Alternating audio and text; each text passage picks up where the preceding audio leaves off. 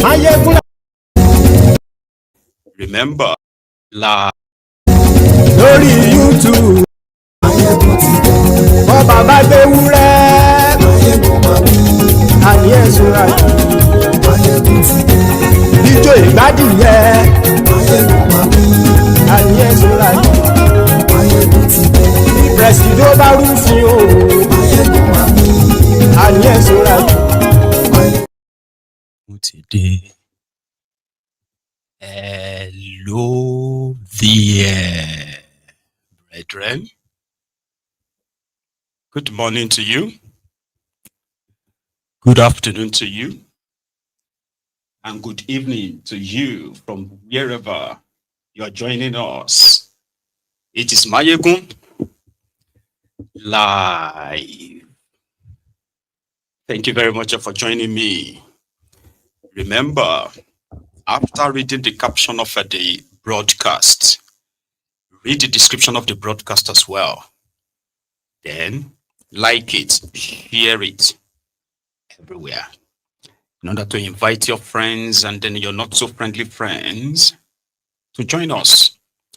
I don't know if you have heard the news, and even if you have or haven't, it doesn't matter. You're going to hear about it here. And then we are also going to dig into the context of the news. That is the rider for this broadcast. There was a planned coup to topple Tifnumbu on the 1st of October, according to an alleged military leak. So from what they have kind of like released so far, so they said there are some soldiers, 16 of them, who have had enough. And they were plotting to remove Koolu on Nigeria's Independence Day. But the military got wind of it, and they arrested the coupist.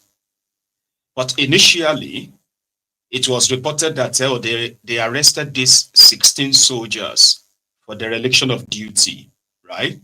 Failure to pass their promotional exams and other kind of accusations. But digging further, they said no, that wasn't the reason why they were currently arrested or detained. But a lot of people have been reacting to that, and we are also going to react. But before our own reactions, right, I'm going to pick on what people are feeling about this. APC, Egbekegbe, is full of propaganda, 100%. If APC tells you that tomorrow is 19th of this month, I will still implore you to please check your own calendar.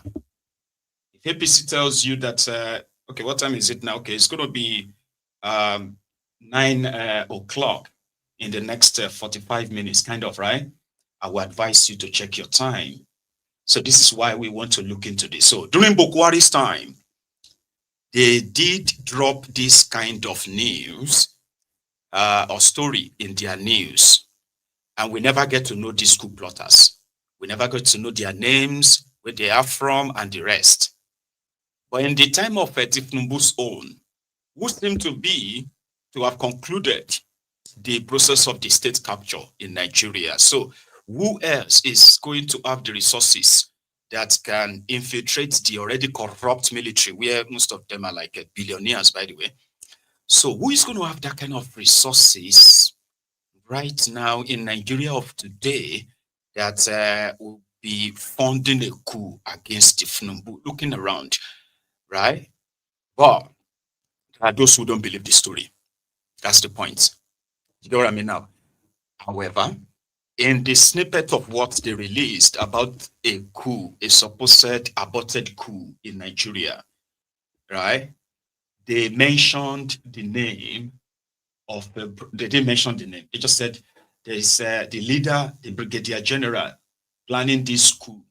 Their leader is the brother to the former governor of Nasarawa State. Remember that guy, Alimakura, right? So they said the leader of this 16 member coup plotters, right? That is the brother to the man who wanted to be the chairman of APC, a Tifnumbu ally. So it's not like imagine. But others were just like, I mean, if you are planning to carry out a coup or just assassinate the politicians, because according to them, they said their intel, from the intel they gathered, was that the coup was going to take place during the 1st of October, Nigeria's Independence Day. And this will happen when they are doing that military march past and all this military parade and all that stuff. And they said that is the reason why they had to cancel the 65th Independence Parade in Nigeria, simply because they were able to get these guys who were plotting to assassinate Tifnumbu and then declare the military takeover in Nigeria, because they want to get rid of the, in quotes, corrupt politicians who have held Nigeria down for too long. And others are like, what is it going to be like though? Because me, I have said it too. As worse as this your fake democracy is, don't ever say yes to any coup.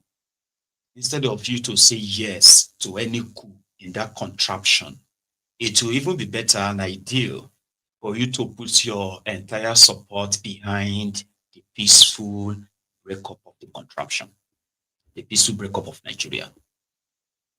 Any coup will be more brutal than what these overfed criminals, right, are doing.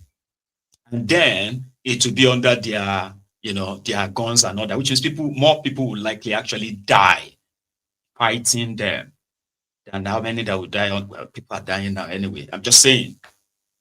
So instead of backing any form of coup, because I saw reactions of people where they felt like, they should have succeeded. There are those who are already like calling for coup, that the election can't kick APC out, right? They won't allow you to protest anything you disagree with, and they won't let your vote count. So what are the soldiers doing? Watching Nigeria become this, like what it is, right?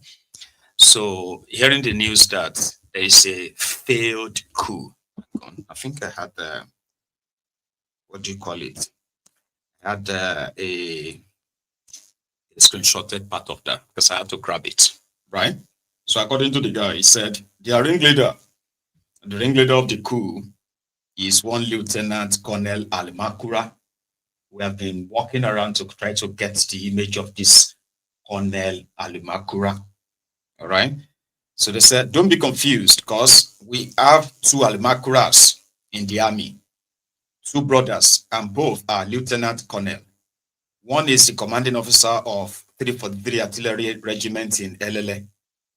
Though he was detained briefly, but he was released last night, Friday, after investigation showed he wasn't involved in the planned coup plot by his brother and others.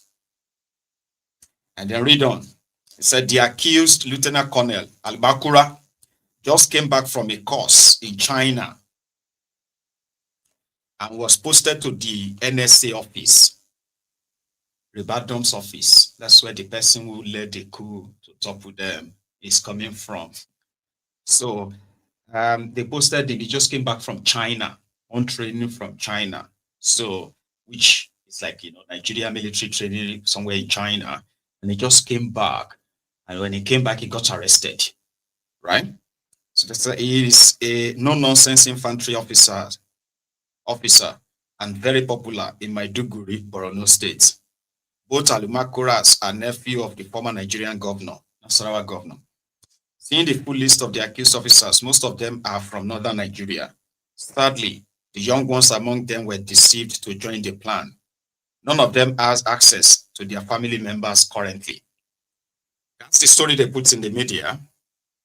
You know that normally, right? Normally, this would be like it was supposed to be like a big thing that some group of soldiers they were planning to overthrow the government. You understand? That's automatic treason. You get that now? So treasonable felony is death sentence. So even if they had to do military court martial and the rest of that, it is still ideal to know them so that you can prove them. But for this Almakura now, we can possibly dig further. So to put it out there that there was a coup plot against Koolu, and then you see people that they're like, with mixed reactions, like, I don't believe it. I mean, if there was really, really a coup, if Numbu and the rest of them, right, they can't beat them.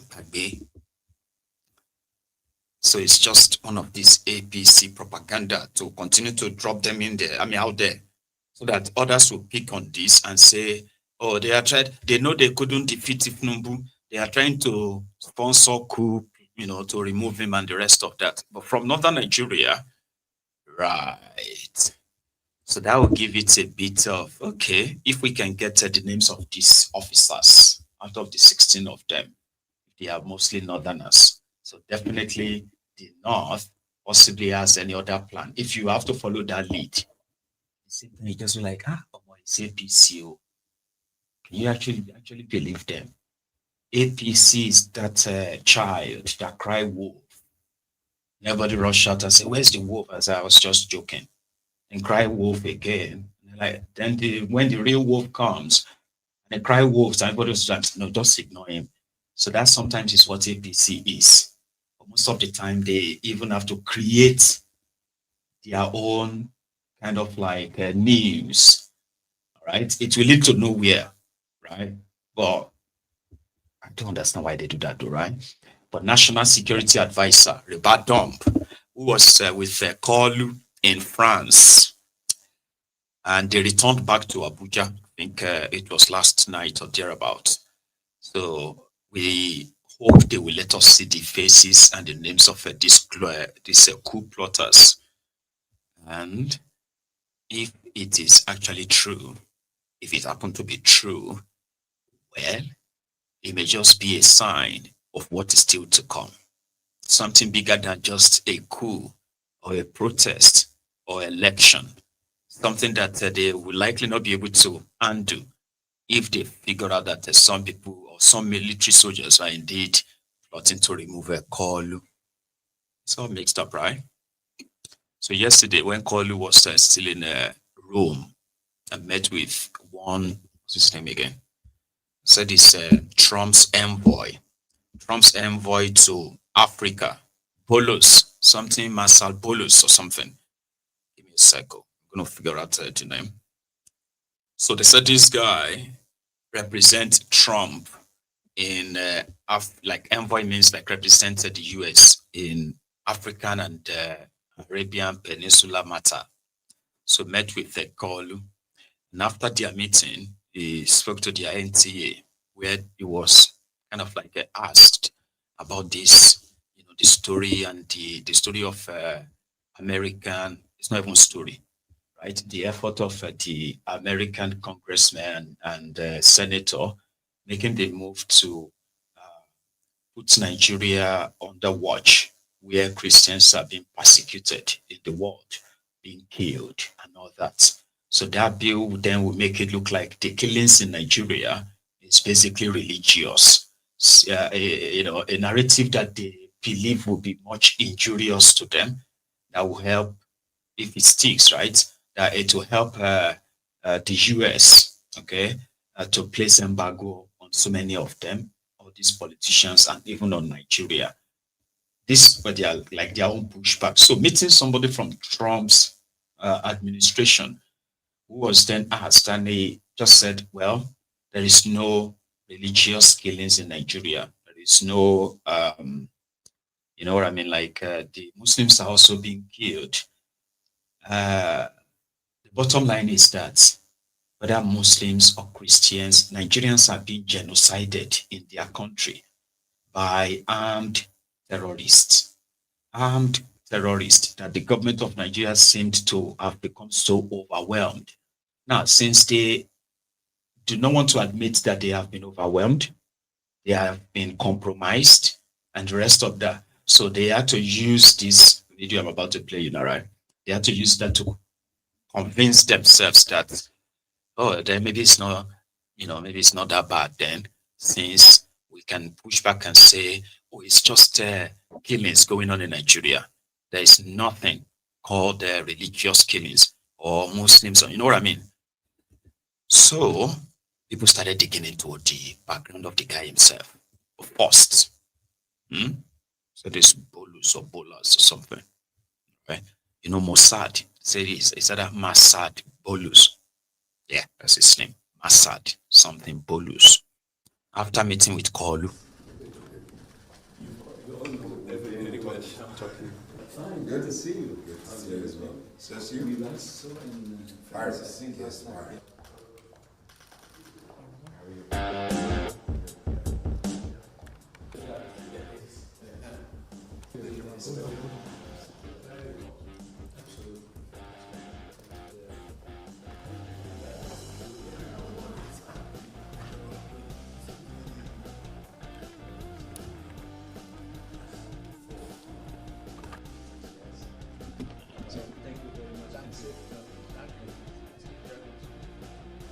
There's a narrative coming from the US at the moment, disturbing to some people in Nigeria, and that's about religious persecution. That is not the position of the government, certainly. It's that of the Senator, Cruz, I guess. And what is the position of US government regarding this?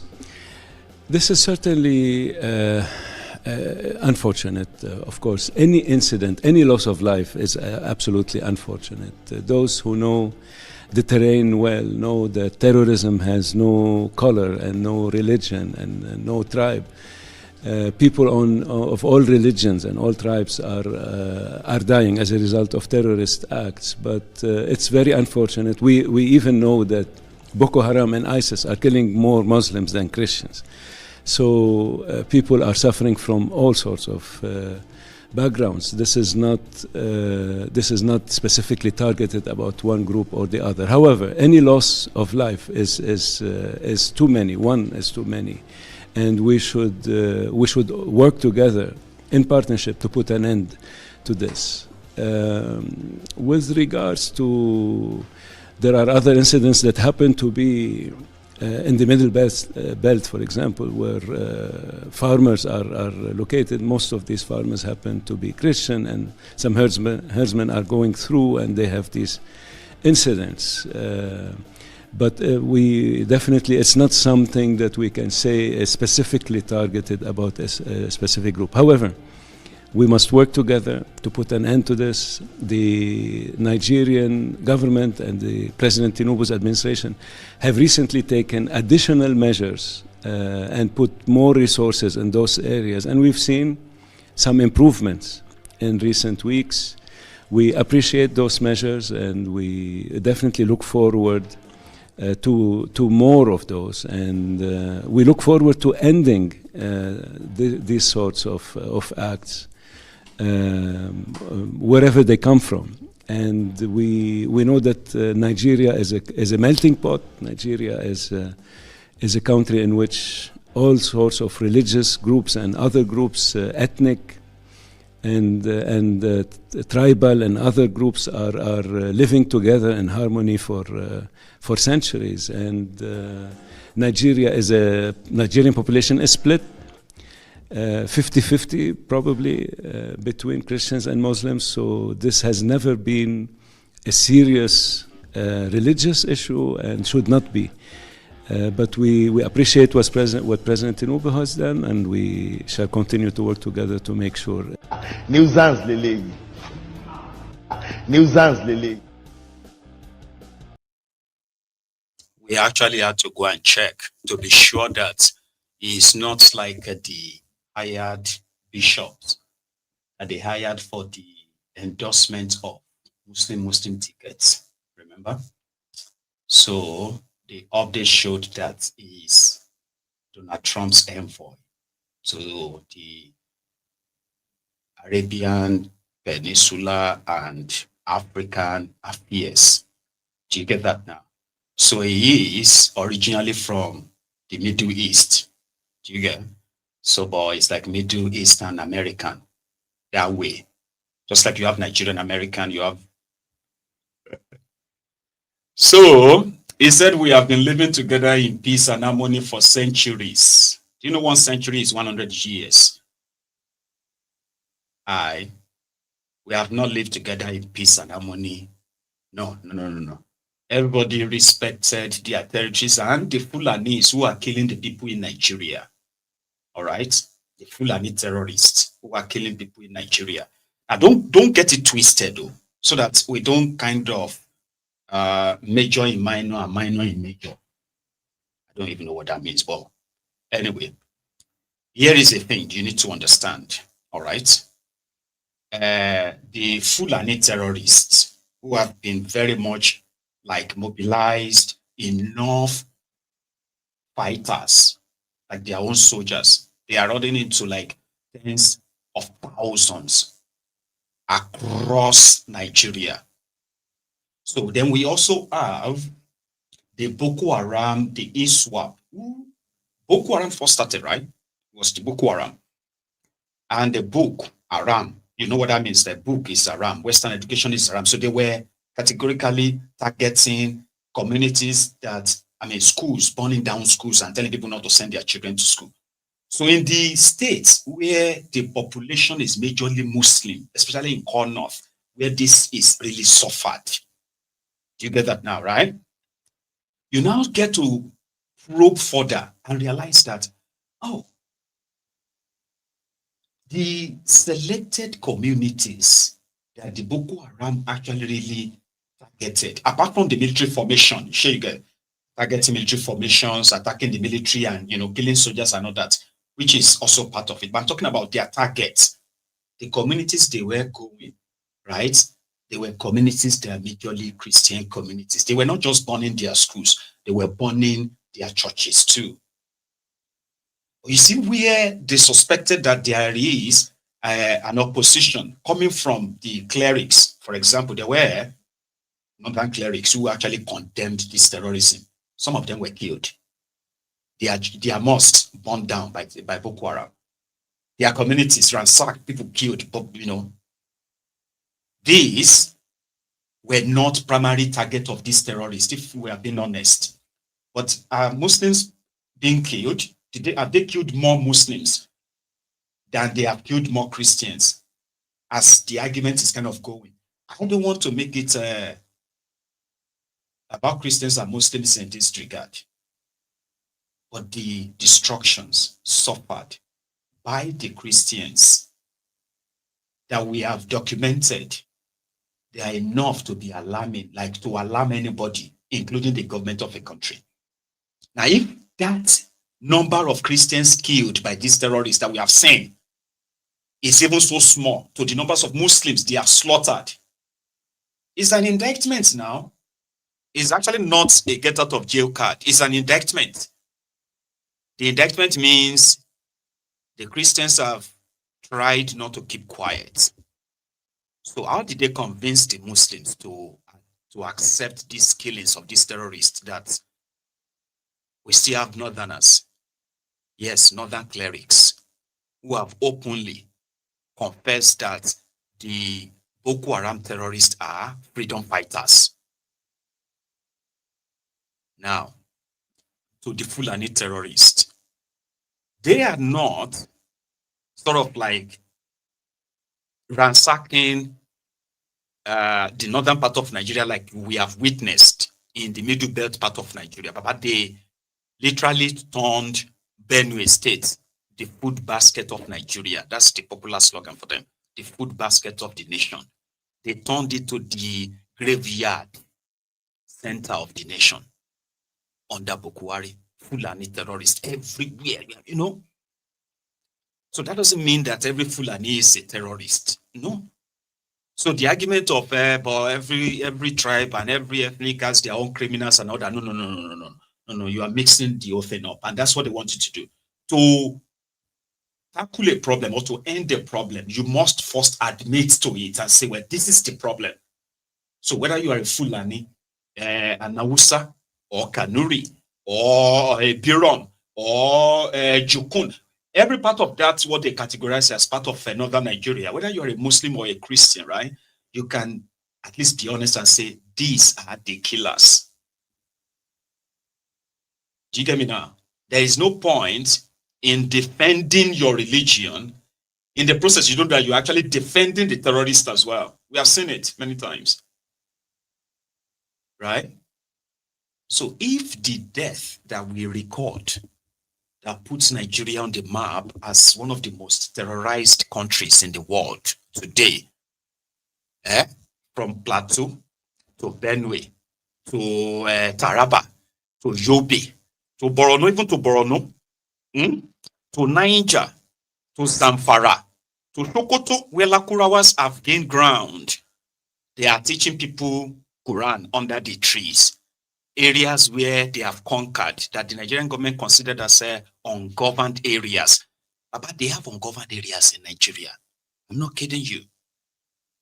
Do you know what that means, right? It simply means there are areas in Nigeria that the Nigerian government, the entire structure of the federal government, state government, and local governments of Nigeria, they have seeded those places for these terrorists. The only way they could access them is when they go there to have peace talk.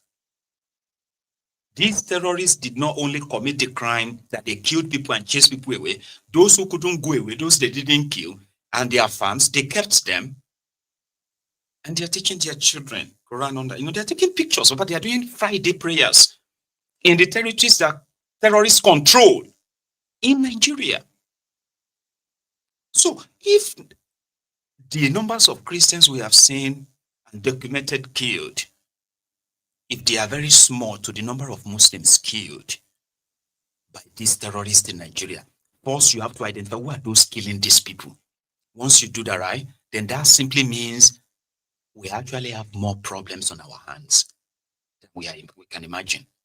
The effort to suppress the killings in Nigeria by the government of Nigeria, rather than tackle the real problem, where they are placating, massacring these terrorists in the open, is actually worse than what they are reporting.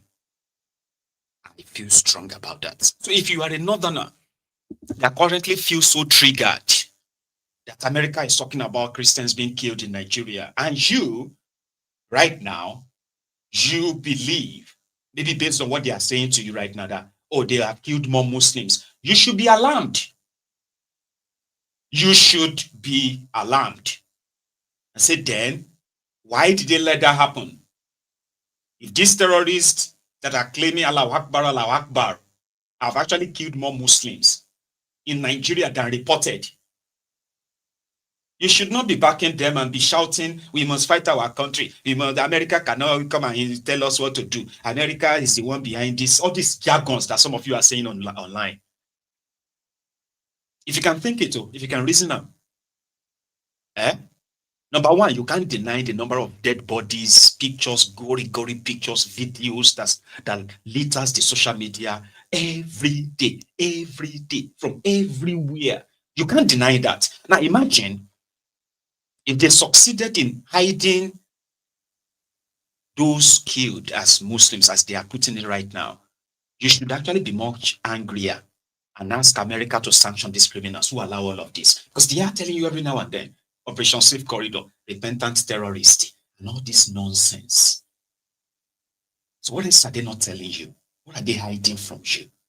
You, as a Muslimah, or Muslimi, oh, fuck. I've forgotten that. Right? You know what I mean? The Muslim and the Muslimah. Reason now. That what are they hiding from you?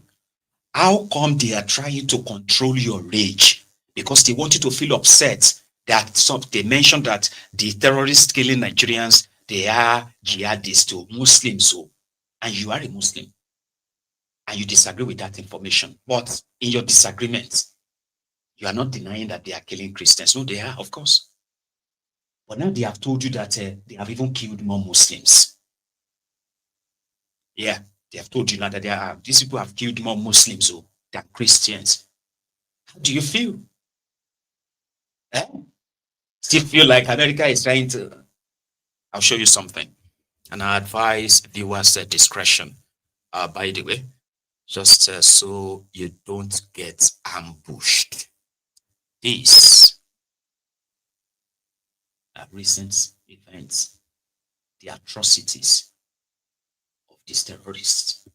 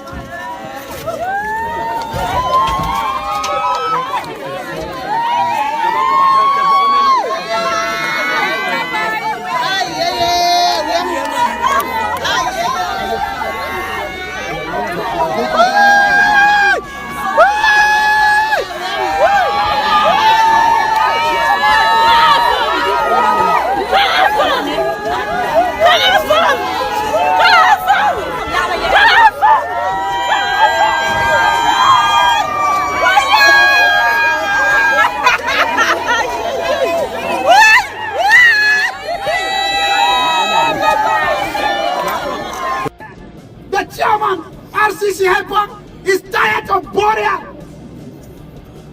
All the clergies, we are tired. It's better for me to be in police custody. It's better for me to be in army barrack in the cell than to be outside performing burial every day.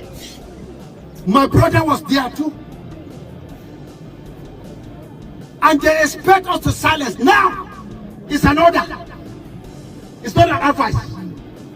Every one of you must be ready for self-defense. Without bias, you can't be living in the house without something to protect yourself. Had we have something, these people could have been alive. Nigerian government came out openly and denied there is no massacre. There is no genocide of Christians in Nigeria, and look at it today. Is there any Muslim here? United Nations, I know you're watching me. American Senate, you are watching what I'm doing, I'm saying here. Look, special advisor on religious matters to Trump. I know we met in India. And what I have in heart, look at it here on ground. Special advisor to Trump. Now, please tell Trump to save our life in Nigeria. He has been building to settle peace between Israel and also Hamas. Now, his attention, I'm calling the attention to Nigeria. They are killing Christians in Nigeria, massacre Christians. If they say they kill Muslims, Muslims are being killed. By who? By Muslims. After they have eliminated us in the far north, we have relocated to the middle belt. They have now relocated. These are the hit squad, Boko Haram, that were brought from Sambisa forest. The people that are hit squad of Islamic agenda. I make a statement and look at it. 2 again were killed in van that are about to be buried. Now 11 are here. Children, 5 children among 11 people killed. And then somebody is misleading the world that it's the headers Hamas clash. May the fire of God consume people with such philosophies. This is act of terrorism and genocide in this part of the world.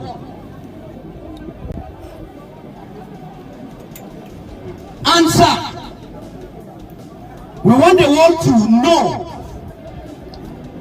that as far as we are concerned, we will not compromise, we will not give our land, and we will stand to defend our land to any length.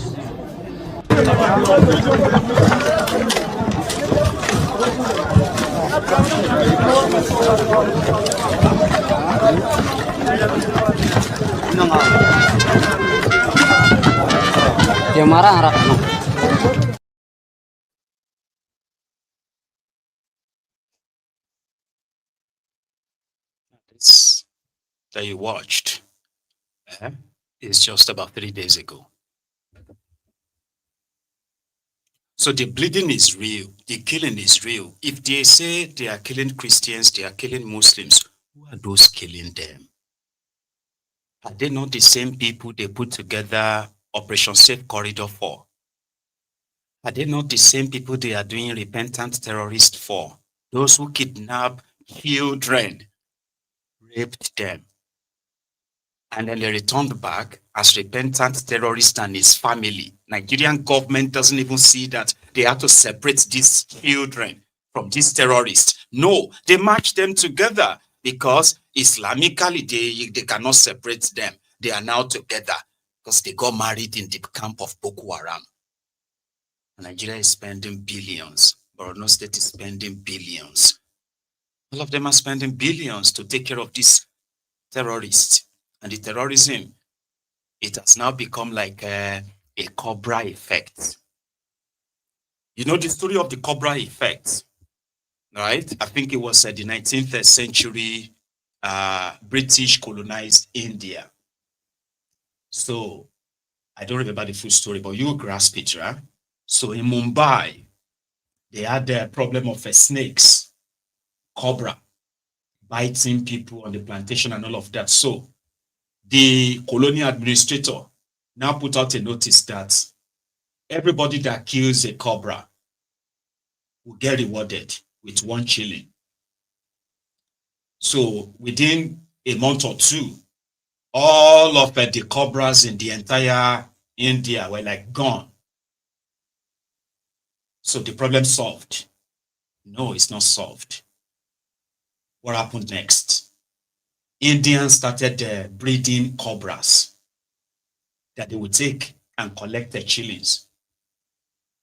So at a point, the colonial administrator now realized that, it's like these people are now breeding snakes to come and collect money. They now cancel the what do you call it? They canceled that program. So you know what happened next? The cobras that these guys have breeded, they have now become useless, worthless. What did they do? They just released all of their cobras into the entire city. The problems they initially tried to take care of, that they thought they took care of, by this time, it has now like quadruple. It's now more than what they said they were trying to fix. Cobra effects. That is what these criminals have been using in combating this terrorism. They said kinetic, non-kinetic approach. How do you deal with, vermins? How do you deal with these murderous, bloodshot killers? That you want to rehabilitate them. No punishment, no nothing. Today, we are now witnessing, this is Bakori in Katsina, where the terrorists, they have told you, are living in harmony with all of us. Congregated.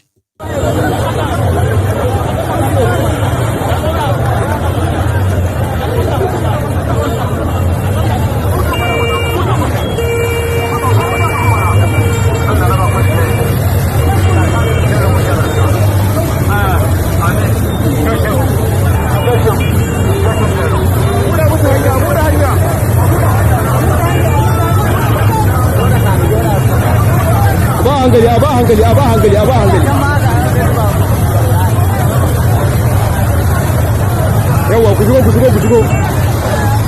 a shigo a ba hankali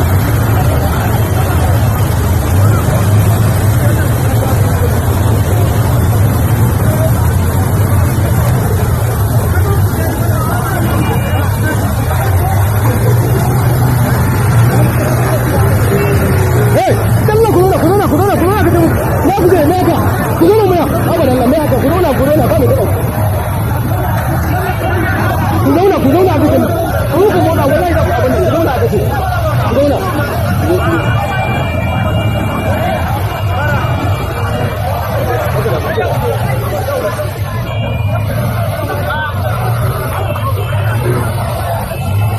Kowa ya zauna, kowa ya zauna. Kali, abokina. Dan Allah kake da mutuwa mu. Dan Allah. Ku zo.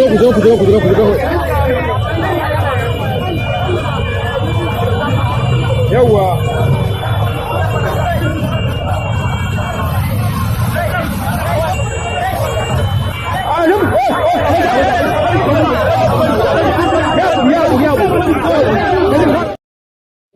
Like, how do you tell citizens that you are combating terrorism and your technique of combating terrorism is for terrorists to walk into communities, right?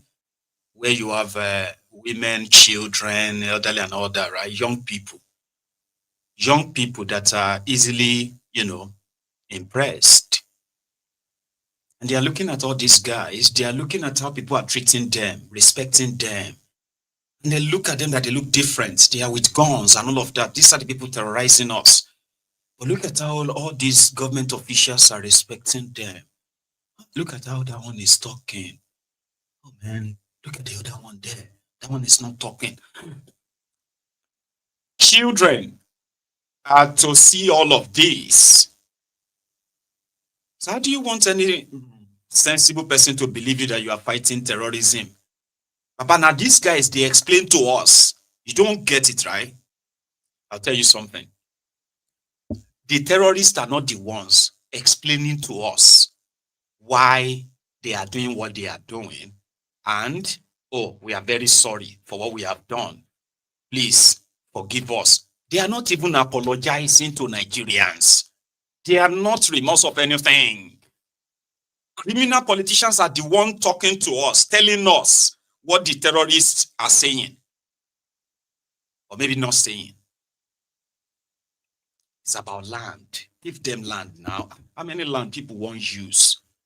All these things no hard. Just give them some here and there. People in government, who ordinarily were supposed to be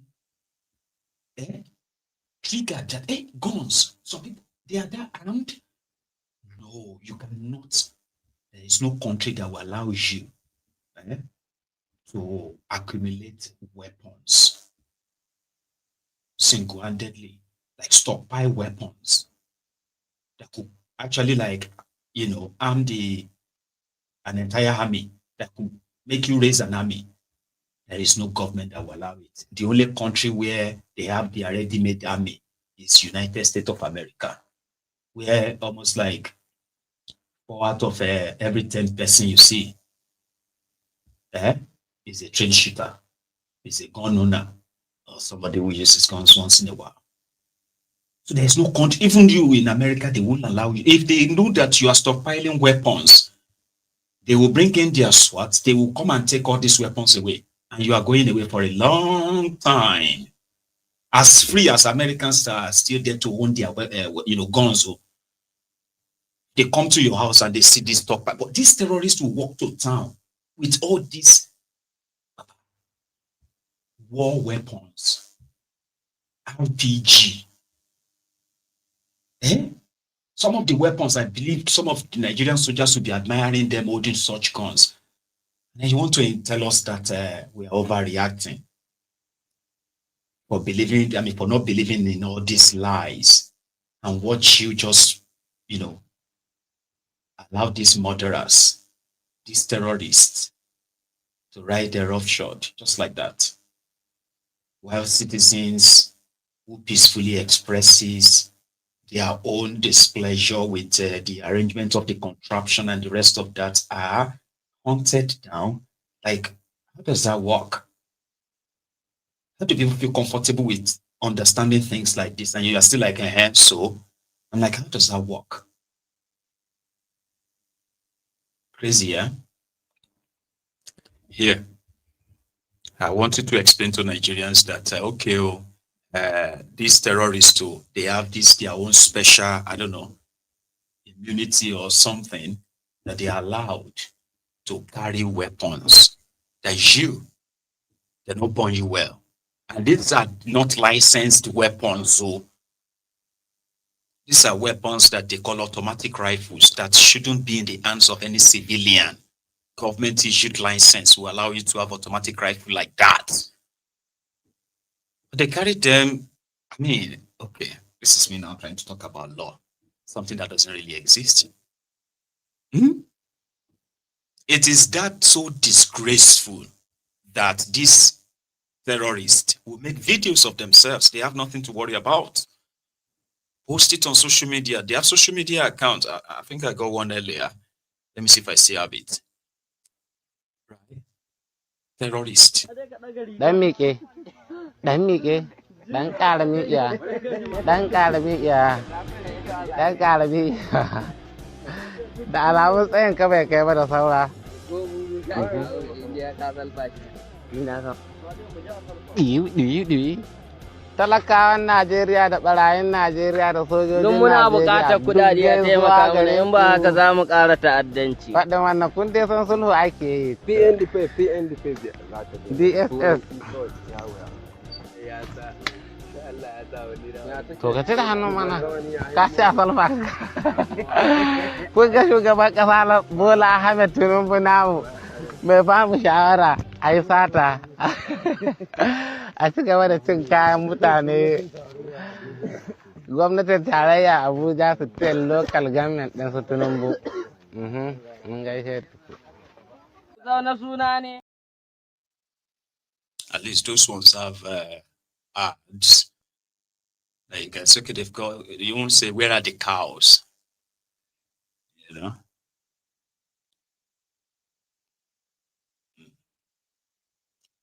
In 2 days' time, we are going to witness a never seen before gathering of well-wishers demanding for the release of Mazi Nnamdi Kanu.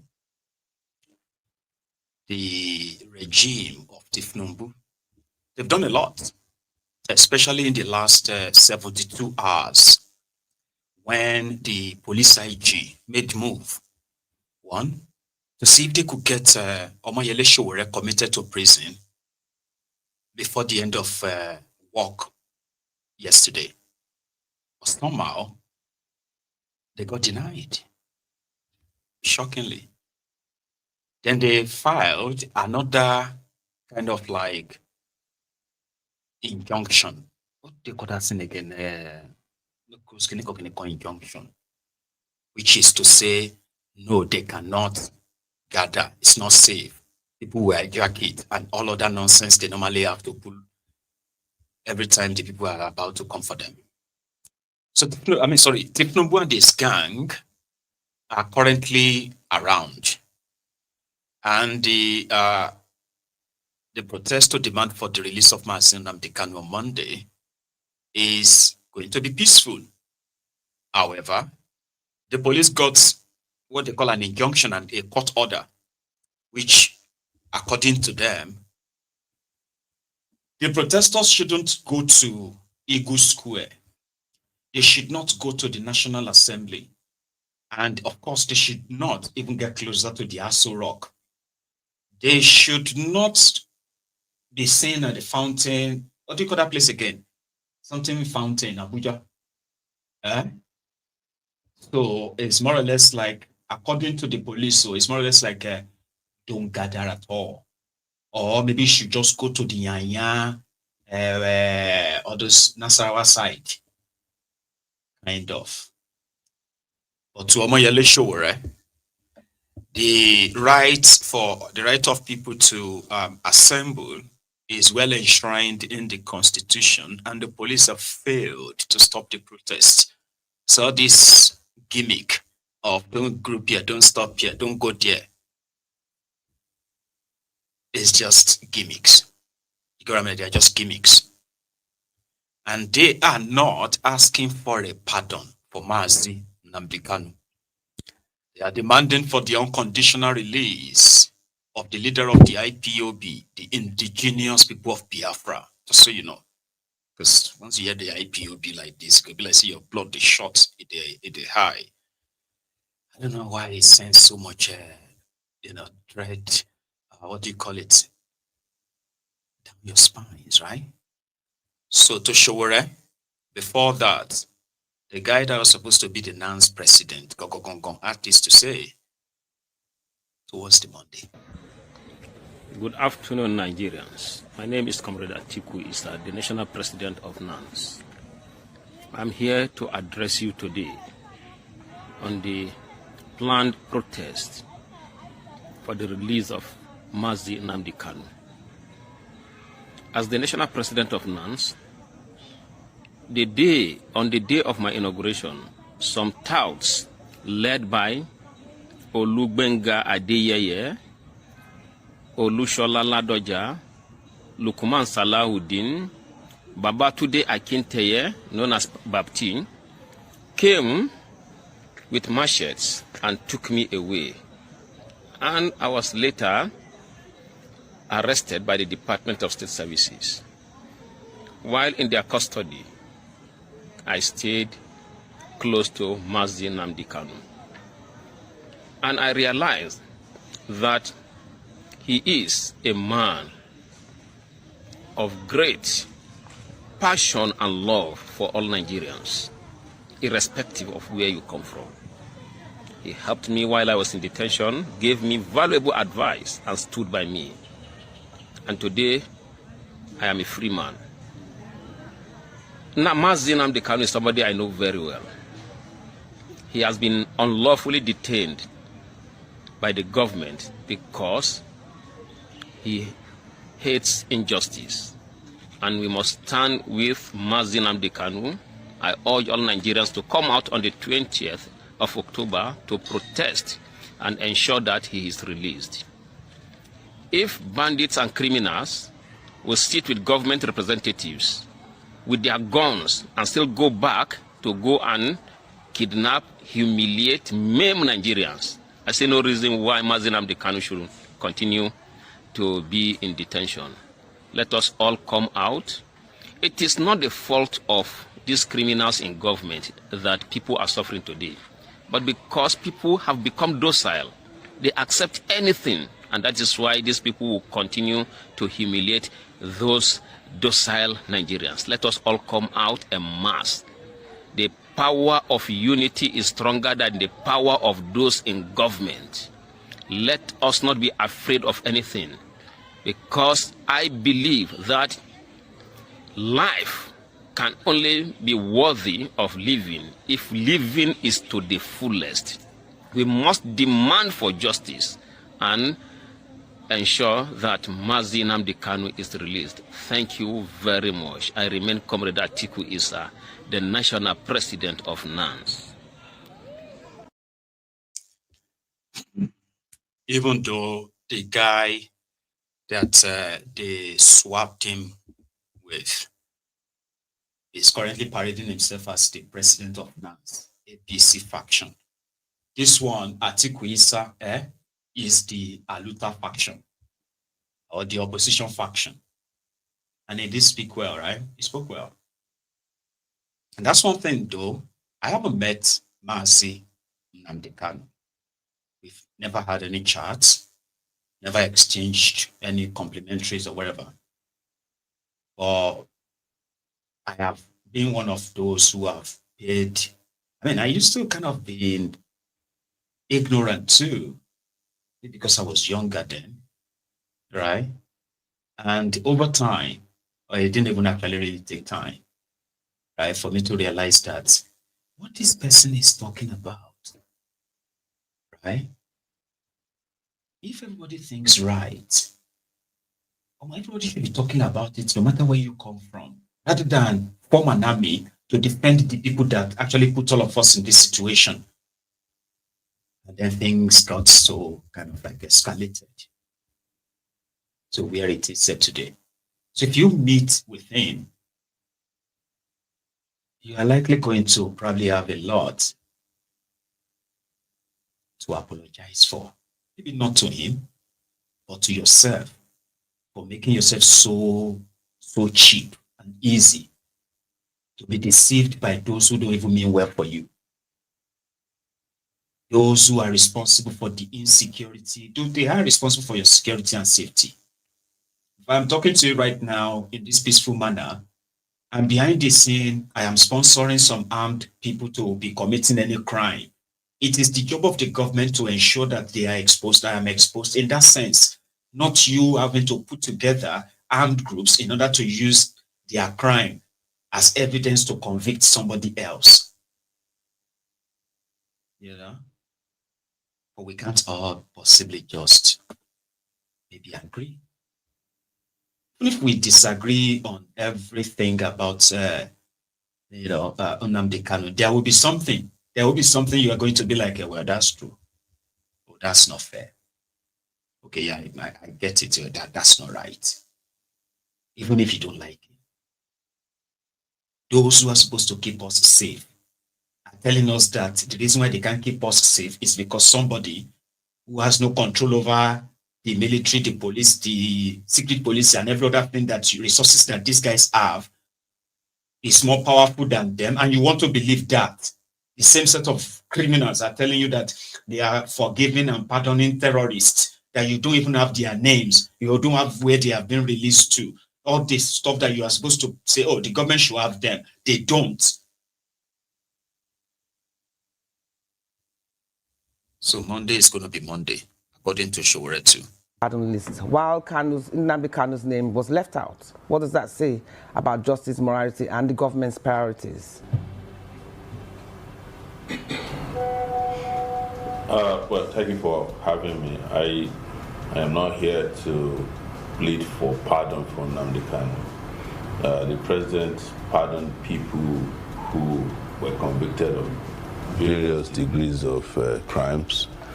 I don't have any idea how and why he pardoned them, but if you look at the people who are pardoned, you discover that there has been some kind of proximity or relationships that facilitated their pardon, especially when you look at the 53 persons who were pardoned who were drug dealers, and you have a murderer. You see a lot of political influence over the pardon, or maybe business-related influence or linkage. In terms of Nnamdi Kanu was not convicted of a crime.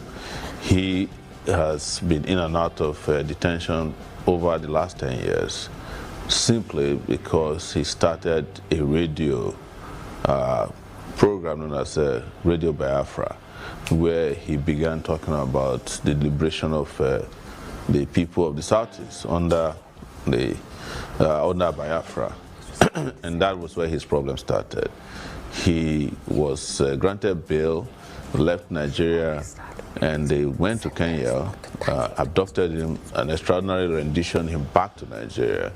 The day he was returned to Nigeria, I was in court at the Federal High Court. He was brought hooded, beaten, tortured, and they quickly rushed him back to the DSS after he appeared briefly before a judge, before we could even get to the courtroom. But the case has gone all the way to the Supreme Court. The Court of Appeal courageously decided that having been extraordinarily renditioned, there's no way trial can stand, and they discharged and acquitted him. So the Supreme Court also said that he did not violate his bails. So Nnamdi Kanu, in my view, has not committed any crime that requires him being pardoned by the president.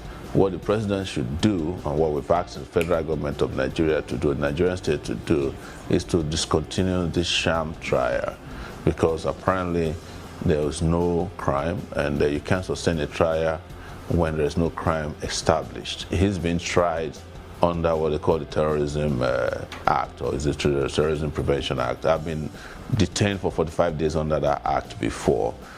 It is used to suppress people, likely, who are opposed to government. Treason is also something that I've been subjected to. I was kept in this country for 5 years. What I'm saying basically is that when I see a sham trial, I know it because I get subjected to one, at least an average of 3 times per year. So I'm just saying to Nigerians that we should not compare Kanu's situation with those who actually committed crimes. They were tried, and sentenced to different prison terms. And then the president decided to pardon them, maybe because some of them are his friends or members of his community, we don't know. But because now they say they are reviewing this particular pardon, which shows to you that there's something wrong with the whole process in the first place. I've also heard that some of the pardon were influenced by corruption. People paid heavily to the officials who are involved to help recommend them for pardon. I don't know what's happening, but we know that this pardon has been put in abeyance as we speak now. Okay. But I just want to make it clear once again that I am not here to plead for pardon. Pardon list. Maybe I should even go and bring a Shore to come and visit us the day before this their protest. I'll go try. So Shore is categorically calling out Tifnumbu in that video. Like, listen, this whole trial thing is a sham. Let's stop pretending, all right? Because behind the scene, there are efforts that were plausible to some extent where everybody felt like, you know what, okay, let's just drop it and let him go. But we can't do it now because election was coming in Imo, election was coming in Anambra, election was coming here and there, and they kept postponing it. Why they continued the sham trial in public? Making people believe that, oh, you know, legal process can be slow, or, you know, you have to give it time. They have asked him to come and put up his defense. If he put up his defense and the court can rule and he can appeal, the same thing. Omotocho will say he's guilty. Like Binta Yako said, guilty. Then they will say, okay, they are going on appeal. Then they will go on appeal. That one will last for maybe another 1 year or 2. Then you want to do election. They will say, you know what, we can't do anything for now. You know, election is coming. Yeah. Then they will do their election, right? Then they will say, oh, the court is so busy. They are sorting electoral matter right now, different court cases from political parties. Yeah, that's when you get to see a judge who say, I am adjourning this case from now. What is now? October. You know, let's say, oh, it is May 2026. The judge will now be like, I hereby adjourn this case to December 21, 2026. Straight 7 months, you will not hear anything. I think you'll be wondering, like, which kind of case be this? Because the intention is not to do any case. It's not committed any crime. DSS witness said it in court that what they found on Nnamdi Kanu, they are not materials of terrorism. What were those things they found on Nnamdi Kanu? Digital camera, mobile phones, laptop, dongle, internet dongle, wristwatch, his briefs, some of his, wears, another wristwatch, perfume, another perfume, aftershave, oh, body spray, then hair cream, oh, then shoes. We found 2 shoes, 2 sneakers, 4 socks. Are these materials of terrorism? No, he's inciting young people to go and fight. He's inciting young people. He's talking about Biafra and all of that. But how is that a crime that somebody is talking about Biafra? If you think he's inciting people, who are those people he incited? Can you present them that will say, oh, it was Nnamdi Kanu that incited me to go and kidnap somebody? Oh, it was Nnamdi Kanu that gave me the guns that I used to go and... You have to bring these witnesses. But no, they are not. They are bringing... Oh my God. They were bringing DSS guys who only followed the order of kidnapping Nnamdi Kanu in Lagos the first time. And those are their witnesses. The same witnesses they presented. The same witnesses they presented before the Court of Appeal discharged and acquitted Nnamdi Kanu in 2022. They are not even bringing anything on. They are not even, you see all this politically sponsored insecurity in eastern part of Nigeria, which Ople Suzo Digba on 2 occasions had absorbed the IPOB. 2 occasions that no, IPOB is not responsible. They may be talking tough, but they are not. But your media probably continue to ignore that. Yeah? So, it's crazy anyway. So Nnamdi Kanu should be out. And the only way Nnamdi Kanu can actually be out is for you to understand that the sham trial is no trial. In fact, it is an abuse of judicial process. It's an abuse of judicial power. Judiciary should ordinarily be able to stand above that. But unfortunately, compromise as it is. So what do you think would then happen? You can force their hands. You can end the whole madness. What it takes is number. A proactive number of people. For those who are physically around, could be physically around. Right?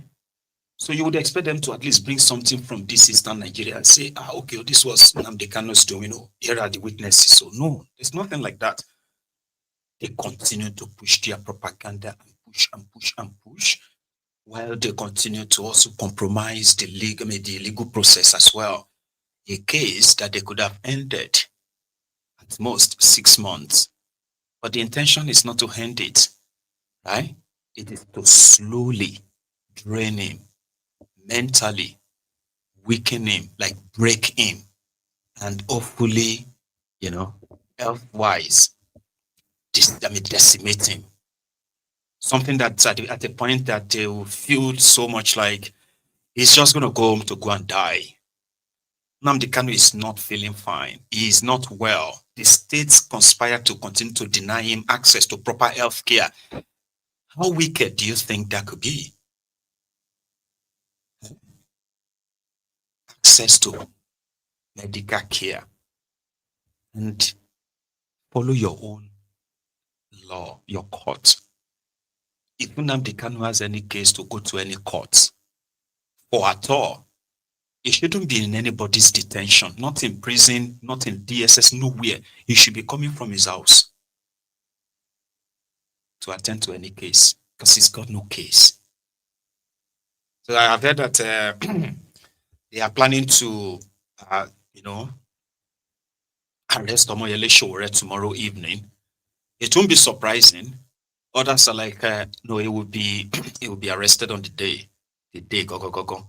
And all they have to do is just to say, you have been told not to get here, you have been told not to come here, and all of that, so you are arrested. Then they will quickly charge him. And there's a chance they have a judge that will help them or give them the detention of Omoyele Sowore for another 14 days, 21 days, or even 45 days. I think Sowore is not new. He's been with them for a while, right? So we'll see how that play out.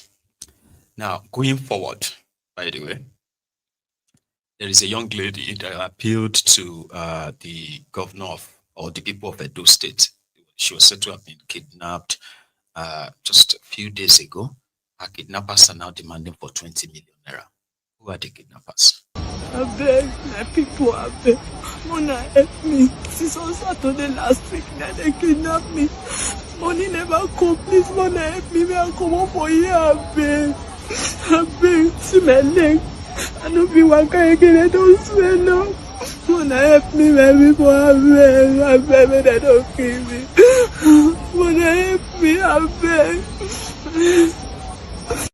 I beg. These are the issues. Terrorists will kidnap people. They will keep them in the forest for days, sometimes for weeks, and sometimes for months. Because they are confident nobody is looking for them. Only God knows what other evil, unthinkable things they do to their female victims. Some of them never live to tell the story. Then you're like, how? How convenient? Like, Baba, you take somebody inside bush for days without you actually yourself probably like breaking down, like, come on, Even myself, I'm not the mad now. The Ogbeni, untie yourself or go find your will. Now madness, you know that kind of thing. But these guys, they do all of this so.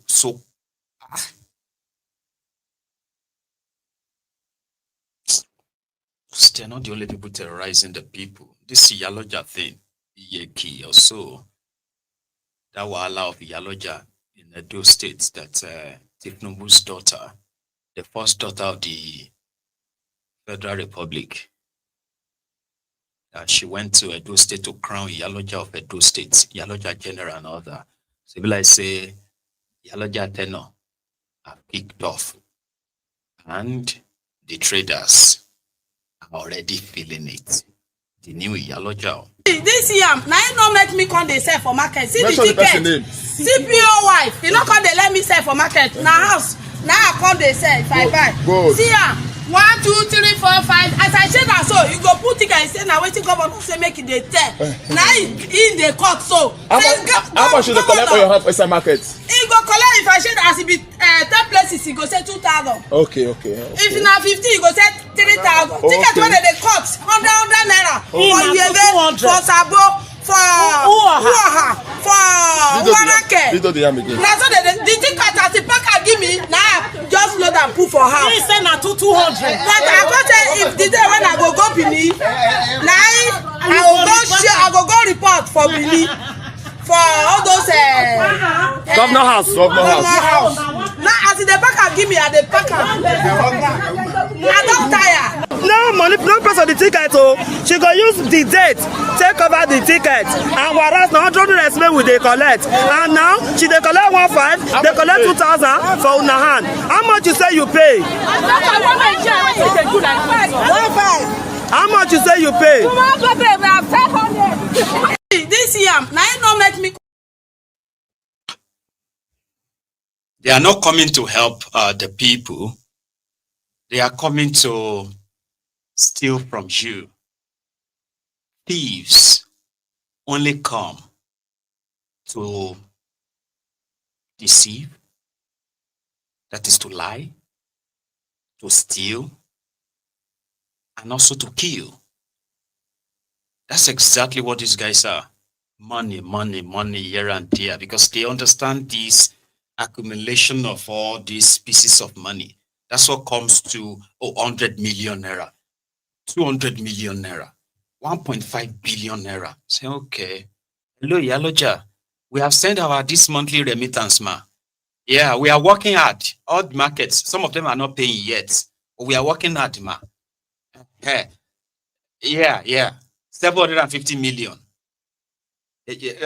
My leader, you see, we are doing all of these things to make sure that for the greatest of Nigeria and our people, I promise you, we will work hard, we will increase it, and that's how it's going to go. See, back in the days, before this General Yaloja General, the total money revenue generated from all the Benin markets, it no reach 50 million naira. It is the tenure of Pastor Mrs. Yaloja General that Edo State markets today, they are generating nothing less than 2.5 billion naira. Market women every month. We are making more money than some local governments. Say, it's because of the creativity of Ashiwaju, the Renew Hope agenda. That's the Renew Hope agenda with that too. 100 naira ticket, it don't turn to 1,500 naira now. You see the jump. That's how their cover will jump. The new Yaloja will begin to drive bulletproof, one big latest, I don't know the names of your cars. Sure you get one very big, massive bulletproof SUV. Because then she needs to be protected. Living off the back of this, I'll play the video again. Living off the back of these people. These are the people that makes them billionaires. MC Oluero and Co. They also made their money from the back of people like this because they are almost the end receiver. Here you get, they will take it from here, collect from a person where they sell yam, they will tax them. Person where they will push barrow, they will tax the person. Person where they can use they do kaya, they will tax the person. 50 naira, bring your 50 naira, 100 naira, 200 naira, 400 naira. They will tax everybody. Once they pack all the money together in the evening, then you realize that that's over 400 million naira from all over the place. That's 400 million. That 400 million is going to be his own bank account balance. It's not going to be 100 naira. It's not going to be this. So that's what they have unleashed on them in Edo. This is just the beginning. See the people again. The people where they contribute all the money, where they build all those big houses. The money they are using to buy all those big cars, because they are park leaders. They are market women leaders. But they don't give a shit about any market woman. As much as you should know. This year, now you don't make me come they sell for market. See Mention the ticket. CPO wife. You not come they let me sell for market. Now house. Now I come they sell if I buy. Good. See ya. 1, 2, 3, 4, 5. As I said that, so you go put ticket and say now waiting governor say make it they tell. Now in the court so. How much should they collect for your help inside market? He go collect if I said as it be 10 places he go say 2,000. Okay. If now 50 he go say 3,000. Ticket when they cut 100 naira for Yeve, for Sabo, for Uaha, for Wanake. Now so the ticket as the packer give me now just load and put for house. He say na 200. But I go say if the day when I go Bini, now I go go report for Bini. For all those Governor House. Now as the packer give me at the packer. I don't tire. No money, no price of the ticket. Oh, she go use the date, take over the ticket, and whereas now 100 estimate will they collect, and now she they collect 1,500, they collect 2,000 for una hand. How much you say you pay? How much you say you pay? This year, now you know me. 1,500. Look at that kind of greed. Now for Nigeria, you go, yes. And these local women, local traders, they are the ones they squeeze the most. Because they are also the ones that are supposed not to be bothered. Because they are like petty traders and all that, right? It is only in Nigeria. They go tell you, say, if you go to a park, the chairman of the park, right, can just be like, Coup. Salawa. Lunch me.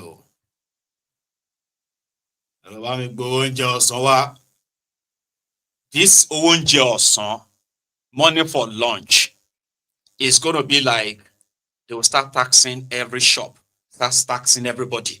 And before 1 p.m., they may come back with 2 million naira. That is not part of the taxes they collect from them or daily. This one is just that if his girlfriend, if one of his girlfriends comes, this one happened in my present in K2. I was going back to Dogbolu, my hometown. So I had to board the bus from that K2 garage. And while we were in the bus, waiting for the bus to full, they just came and said, Shamalalijo. They were talking to our driver, the Shamalalijo. 100 naira, Maori, what if I'm a lot of 100 naira? That means our chairman has a guest. And now they need to take care of the guest. So they were now taxing everybody. Like they were going about collecting 100 naira, 50 naira, 100 naira, 100. So you get all over the market just to take care of chairman's girlfriend. So these people are subjected to this level of extortion. Money that never even gets to the cover of government. Ever. They make this money, they make so much money with the promise. This is why they have to keep the money. The politicians need them, that number, to help them validate their charade called elections. Because it's believed that women, they always make the most numbers of those who are participating in the elections. Market women, those are already made, they have associations, they are already made members of their campaign groups. Do you get that now? So if we come to power, and then you want to become a Yaloja, or you want to keep your seat as Yaloja and you work for us, they will back you. So in the midst of the women, when you go back to the women, they will respect you a lot because you are the ones who they see as their contact. Between me and them, you are like the middleman. Yaloja. Women leader. My women leader. My women leader. Yaloja general. Any other Yaloja is a counterfeit. They are living off the back of poor people. And they are easily protected. They are police who dip their hands into the pockets of their victims with no mercy. You get me now? So, the likes of, they have all their names, so, but their leader is one Pastor Mrs. something. Right. Now, let's go to their politics. Okay. This afternoon, Yaya Bello, as well as this other guy from Kaduna, they held a rally that they call the endorsement rally of Tiknumbu. And Yaya Bello, the man that's supposed to possibly only be remembered by the old videos, old pictures, like she, you know, safe to say Nigeria and China. Yaya Bello, now pictures people will be using to remember him and say, I remember this guy, you say, that guy with the hang him in 2000, that former Kogi State Gov, they hang him for, you know, Lokoja Bridge because he looted money. So what year was that again? What year was that? It was like 2023. Say, I remember. Yeah. But that mad person who was supposed to be in jail or dead is there as a ready-made, like you know, willing, ready machinery for Tiknumbu. And he just told him, you don't even have to come to Kogi to campaign. Campaign is just, we'll deliver Kogi for you because you are a God sent. High right. So, let's go to Yeye Bello's rant. But before we get on to that, so I want to say a very quick one. Thanks so much for a lot of you who managed to turn up tonight.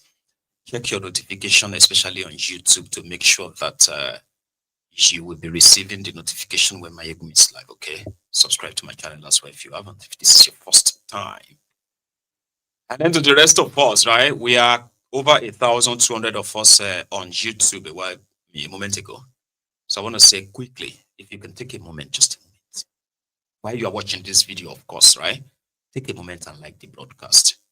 Let's take the offering up to at least 500, I know, or even more. Take a moment. Let's see what that does.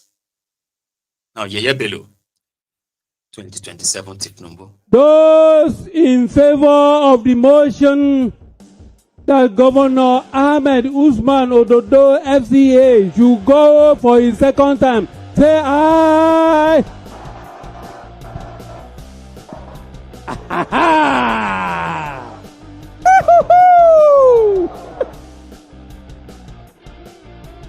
No, let me put the question again. Wait. Shift. I want to. Those in favor that Governor Ahmed Usman Ododo, the chief servant of Kogi State, to run for his second term in 2027 and be sworn in on 27th of January 2028. Raise up your hand and say aye. Jump up and say aye. All right, again say nay. Everybody say aye. The ayes have it.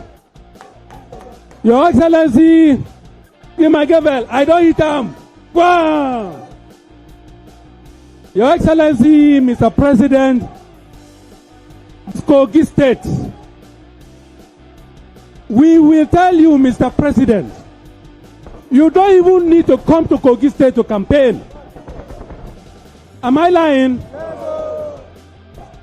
Mr. President, you don't need, in fact, we are telling you today, Mr. President, that don't do any wahala that you want to come to Kogi State to campaign for your second term.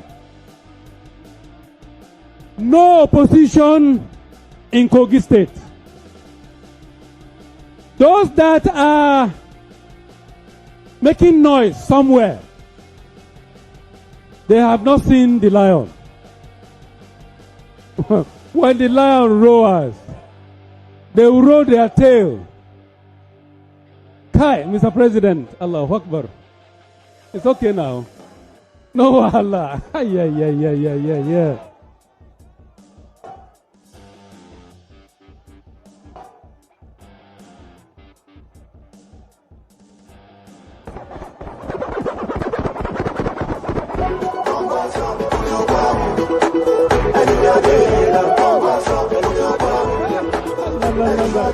Come on, make a shake a easy.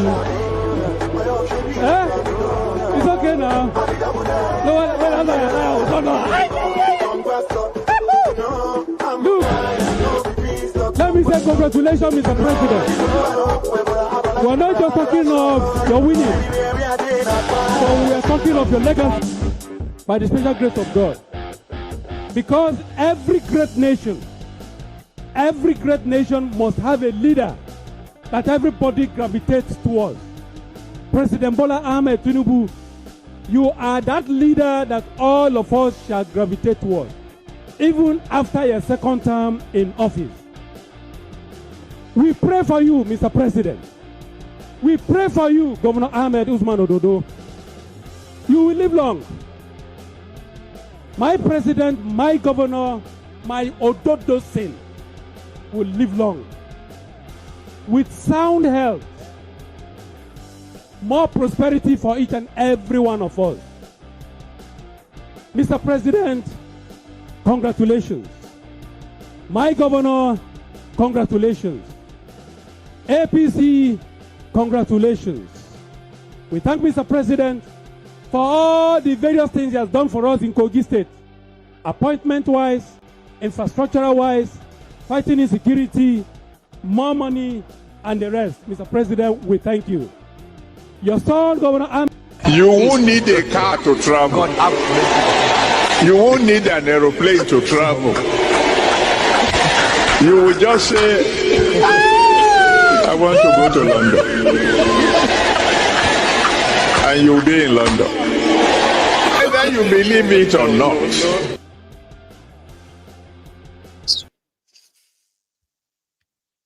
Yeah, below. So that's him there speaking to Tifnumbu that Tifnumbu won't need to come and tell Kogi people what he's done because they are very grateful to him for fighting insecurity, for more money, for infrastructure. And I'm like, politicians are so mad though. This weary ran underground until they managed to find him a deal with Tifnumbu.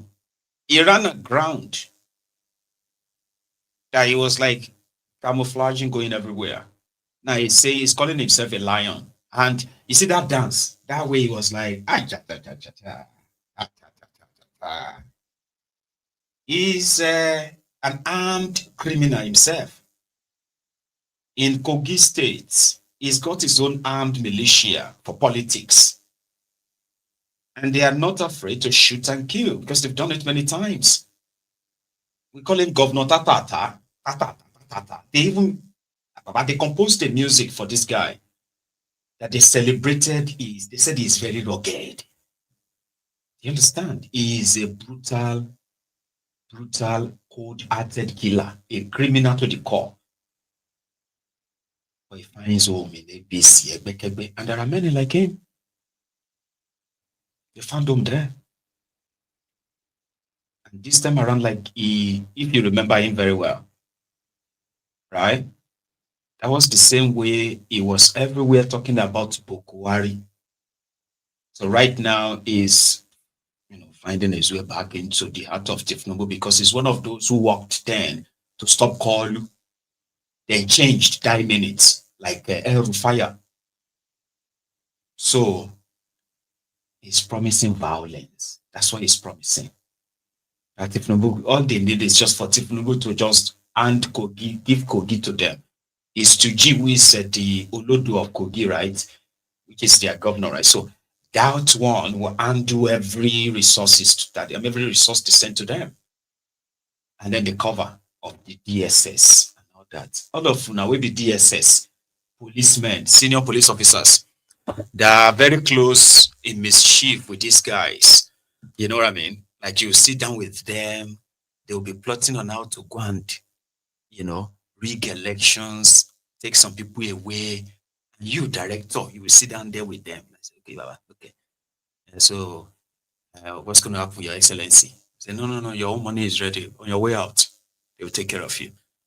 And all of Puna will now join them in perpetuating electoral fraud in order to allow them to hold power.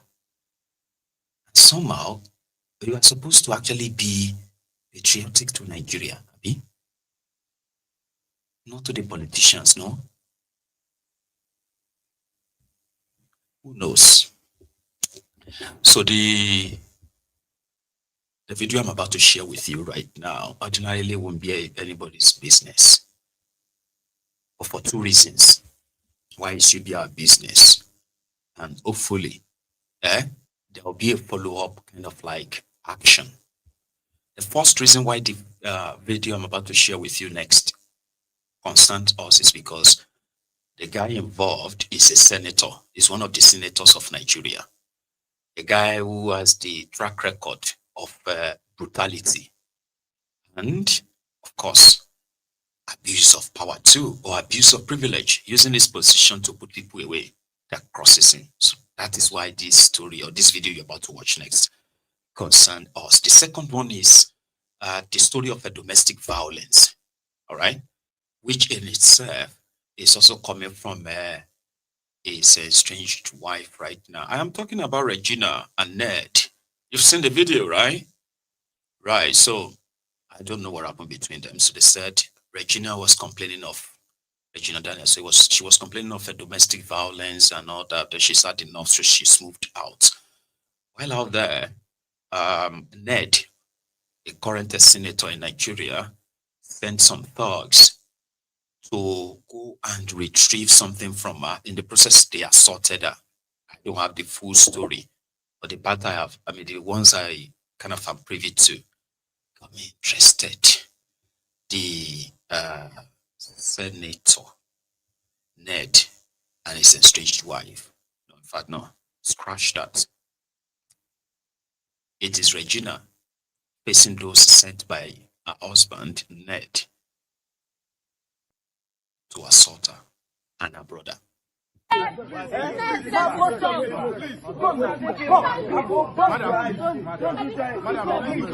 we are begging you, please. Please,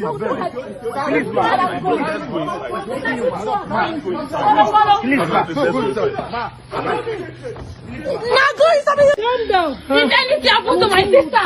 In this house? In this house? Okay. In Ned Woko's house. No.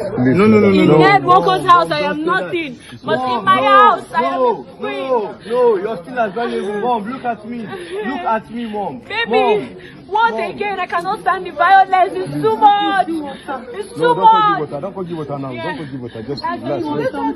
I bet give her water, Daria. Just wait.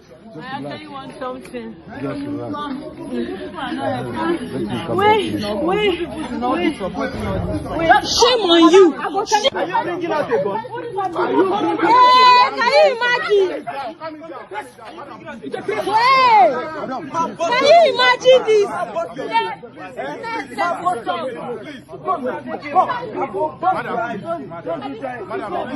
Madam, we are begging you, please. Please,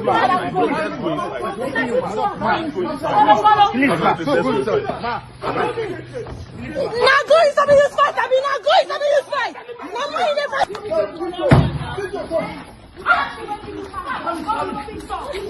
Basami, calm down. Basami, don't do. You don't do. I will take you down. You don't do. Okay, maybe I check them. I say you want to use your gun. Calm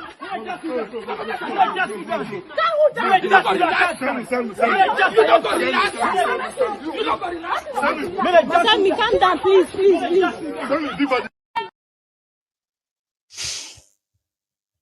So normally it will be like husband and wife, boy, senator.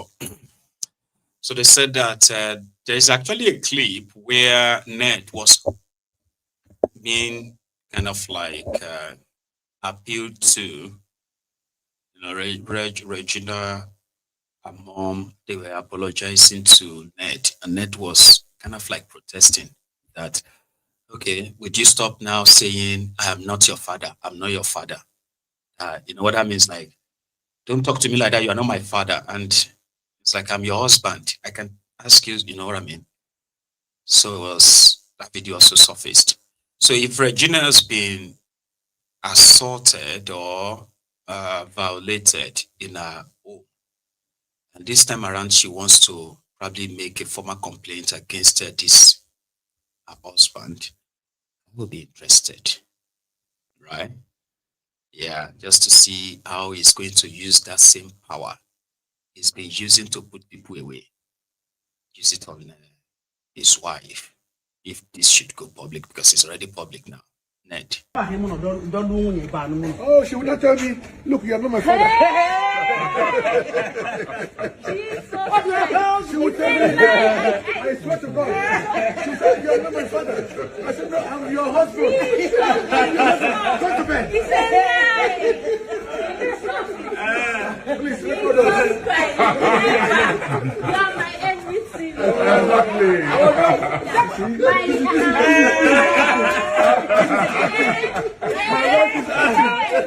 Please, you have to do my house every day. She'll be doing this. I'll be doing this every day. Oh, you don't do it. I agree.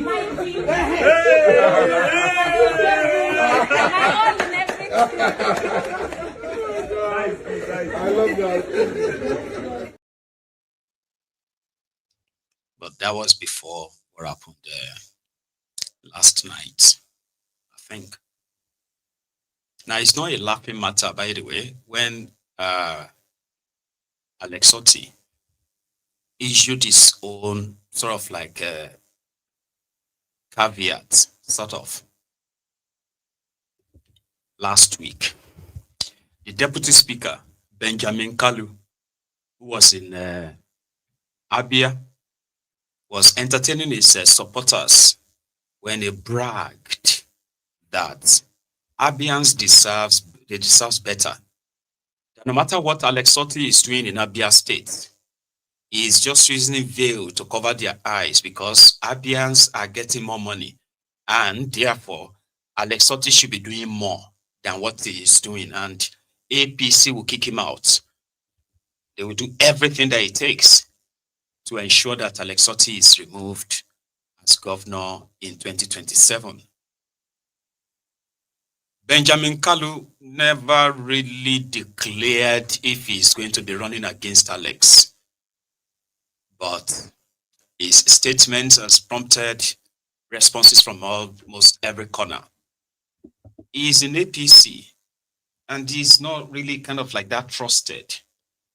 And he himself is considered to be an irrational human. However, coming for Alex Otti too makes it more like, don't even dare, that kind of reactions. So Alex Otti himself has responded, and he said, well, if anybody is coming to Abia State to come and rig elections in Abia, they are better advised to write their own wills.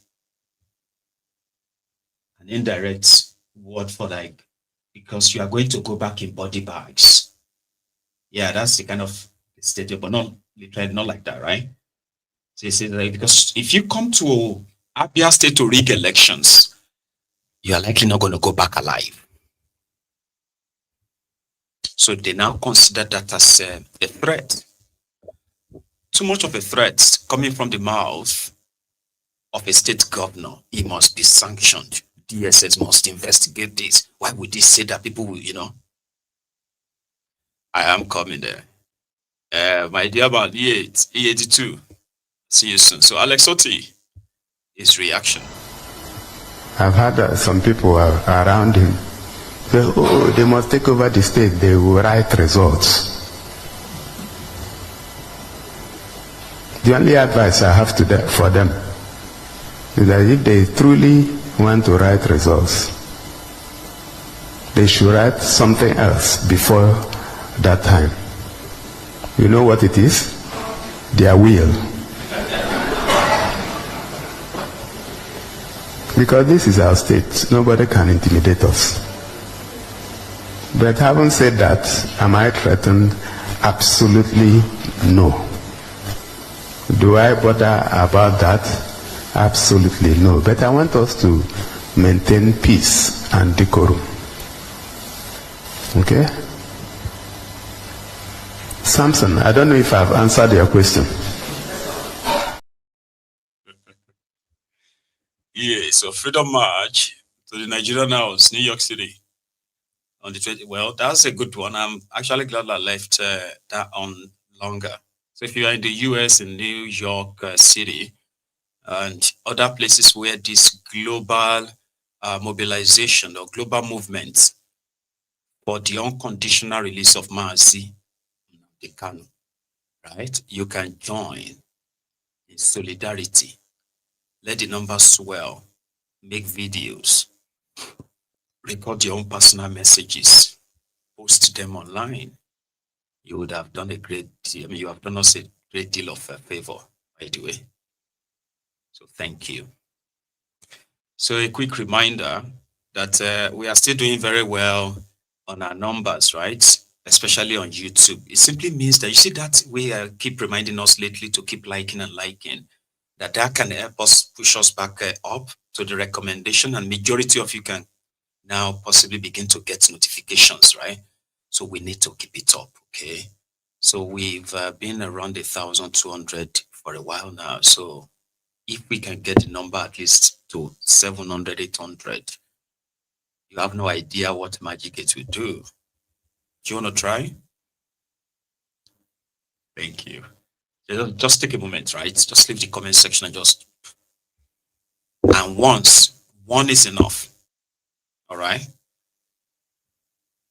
Thank you. So these three women who decided to go and invest in Nigeria. So they acquired a sizable portion of land in Abuja, got all the documents, and they started what seemed to be like an horticulture, you know, growing green areas and all that stuff in Abuja.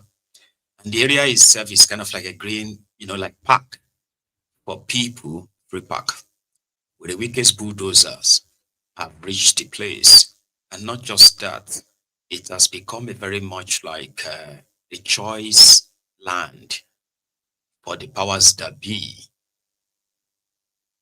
And 3 days ago, this happened. This is what used to be of Siam's City Gardens and restaurant. This place has been occupied since 2009. 2015, this girl took over this place, fixed this place. It's a green area, a complete green area. No laws flouted, nothing. She has paid all her ground rents, everything. The government is owing her. But Wike thinks it's okay for him. Wike handed it over to his cronies because they needed to extend their property. And today, in spite of a court order, a subsisting court order, this is what Wike and his people have done. This is what they have done. They came in, demolished a place with 60 graduates, 60 Nigerian young graduates work in this place. This is what they have made of this place. 62 in this place. 62 graduates work in this place. This is what they have done. This is what they do. They demolish people's homes, demolish people's businesses, and their properties, and they reallocated.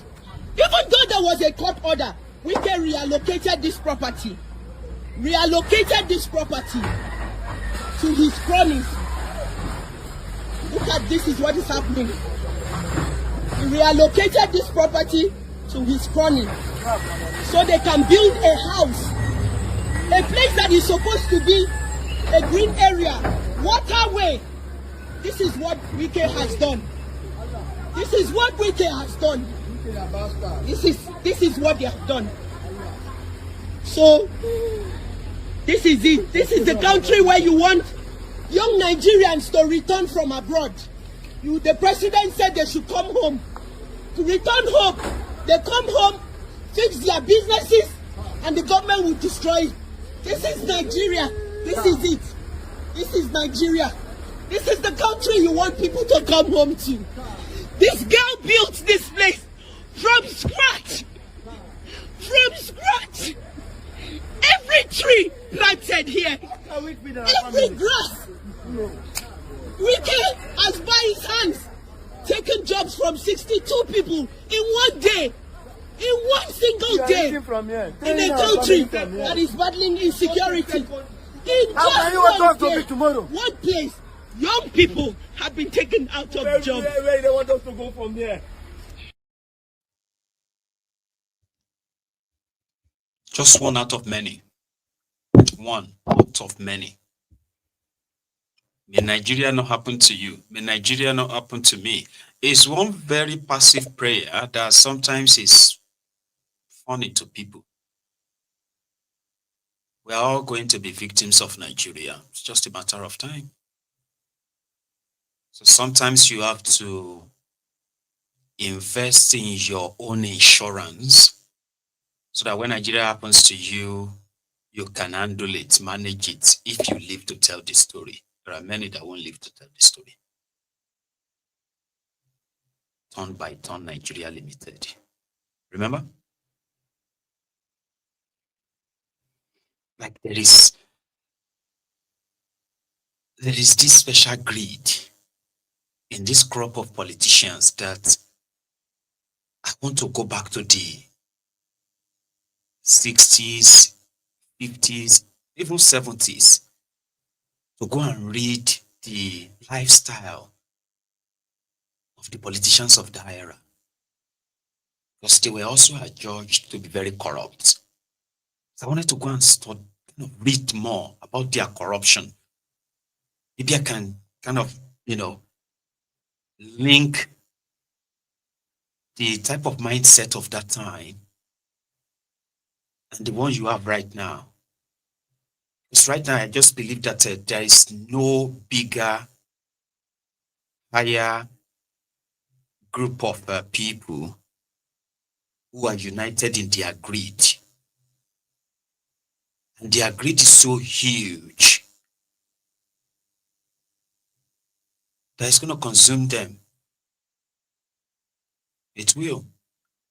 Well, some people are worried of. I'm worried of is that maybe this time around their greed is not just going to consume them; it's going to consume the country. A country they have succeeded in weaponizing divisions, weaponizing tribalism, weaponizing poverty. Of course, that's the ground ingredient. So I don't think their greed is just going to consume them. It will consume Nigeria. And please, don't say God forbid. Because if we are being sincere, I don't think God gives a rat. You are judged to be one of the most prayerful.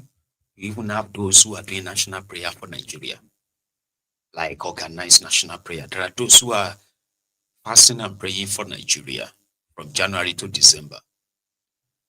Every church, every mosque you go to, there's always a special prayer for Nigeria, almost every day.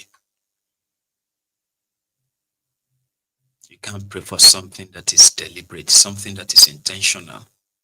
You can't pray for those who deliberately sabotaging the country, compromising our entire system. There's no prayer that can change that. The only thing that will change it is their greed, the end. And if it's just going to consume them, spear Nigeria, or consume Nigeria and everybody all together. So you better be prepared. Yeah? Right. Thank you very much for your time. I wouldn't mind us having to take calls, but that is up to you. So I am going to take a short break, a very short one. Sorry. Yeah, I'm going to take a short break. And then when I come back, I will see if we can take one or two calls. But if you have to go, remember, like the broadcast at least. Okay? I'm going to be back in a minute or two, probably more. Don't go anywhere yet.